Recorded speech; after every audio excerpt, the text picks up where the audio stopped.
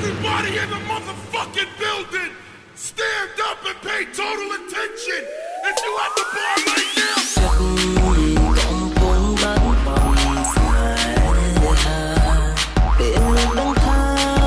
ជីវ៉ាមានអ្នកចង់ក្បែរសូមរីករាយជុំនួនទូចិត្តចង់នៅថែហើយក៏ល្មមហើយដែរនឹងបាយពីស្រីអូអាក្រក់លើ